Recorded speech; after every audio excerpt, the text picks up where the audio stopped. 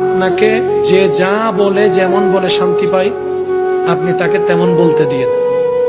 তার বলাটা শুনে মুখ গুমরা করবেন না, হাসবেন, শুধু হাসবেন। যদি জিজ্ঞেস করে আমি তোরে বকলাম, বকা দিলাম, মন্দ বললাম, তুই হাসলি কেন, আপনি শুধু একটুটুক বলবেন, এই অশান্তিময় পৃথিবীতে কেউ কারো শান্তি এনে দিতে পারে না।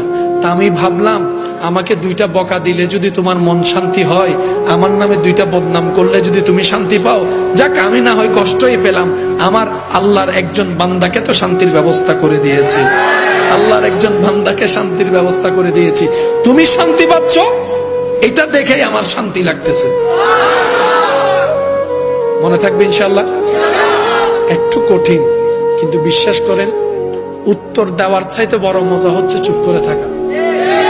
প্রতিশোধ নেওয়ার চাইতে বড় মজা হচ্ছে ক্ষমা করে দেওয়া।